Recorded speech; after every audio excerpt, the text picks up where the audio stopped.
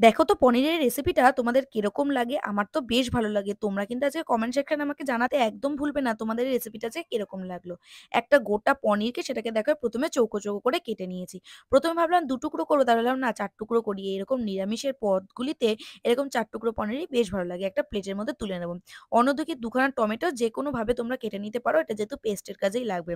আর লাগবে ৭ থেকে ৮ টা কাজু বাদাম। হ্যাঁ, কাজু বাদামই কিন্তু এখানে মূল। কাজু বাদাম না দিলে টেস্টি আসবে না। তোমরা ৮ থেকে ৯ টা নিতে পারো। কাঁচা পাকা লঙ্কা লাগবে ৫-৬ টা। আর শুকনো লঙ্কা লাগবে ৪ থেকে ৫ টা।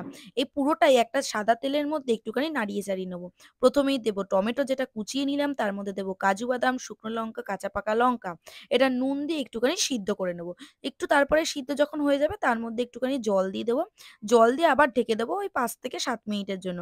ঢাকনা তুলে এটাকে একটু ঠান্ডা করে নেব। একদম ঠান্ডা করেই কিন্তু এটা মিক্সার গ্রাইন্ডারে একটা ফাইন পেস্ট করে নিতে হবে। পেস্টটা কিন্তু আর দেখালাম না, পেস্টটা করে নিতে একদম ভুলো না।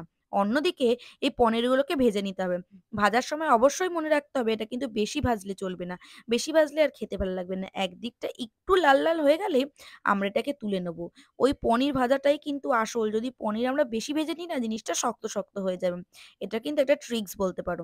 অন্যদিকে আরো ২ টো টমেটো নিয়ে নিয়েছি। একদম দেখো একদম মিডিয়াম সাইজ করে কাটছি। তোমরা তোমাদের ইচ্ছামত কাটতে পারো। তবে আমি বলব মিডিয়াম সাইজ করে কাটলে জিনিসটা ভালো হয়। এবার ফ্রাইং প্যানের মধ্যে সাদা তেল গরম করে তার মধ্যে একটুখানি জিরে, আদা বাটা আর কাশ্মীরি লঙ্কার গুঁড়ো নাড়িয়ে চাড়িয়ে নিলাম। তার মধ্যে ওই যে ২ টো টমেটো কেটে রেখেছিলাম, সেই ২ টো টমেটো দিয়ে একটু ভালোভাবে কষিয়ে নিলাম। ওই কাঁচা গন্ধটা যখন চলে যাবে তখন তার মধ্যে দেবো ধনে গুঁড়ো, জিরের গুঁড়ো। ধনে গুঁড়ো, জিরের গুঁড়োই দিয়েই রান্নাটা কিন্তু আসল হবে। তার মধ্যে স্বাদটা মেইনটেইন করার জন্য নুন, চিনি ব্যালেন্স করে দিতে হবে। এটা দিয়ে বেশ অনেকক্ষণ কষিয়ে নিতে হবে কিন্তু। যখন দেখবে কাঁচা গন্ধটা চলে যাচ্ছে টমেটো থেকে ততক্ষণ পর্যন্ত কষিয়ে নিতে দেখো টমেটো কিন্তু একদম মিহি হয়ে গেছে।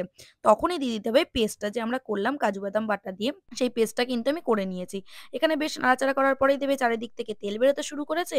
তখনই ওই ভেজে রাখা পনিরগুলোকে দিয়ে বেশ ভালোভাবে নাড়াচাড়া করে নেবে। ওই ২ থেকে ৩ মিনিট নাড়াচাড়া করলে যখন দেখবে চারিদিক থেকে ফুটছে আর স্বাদটাও বেশ ভালো হয়েছে তখন নামানোর আগে শাহি গরম মসলাটা কিন্তু দিতেই হবে। এটাই আমাদের মাস্ট। এটা আর দেবো কাসুরি মেথি। ব্যাস তাহলেই আমাদের নামিয়ে নেবো আমাদের নিরামিষ পনির। কিরকম লাগলো সেটা কিন্তু আমাকে কমেন্ট সেকশনে জানাতে তোমরা কেউ ভুলো না। বাই।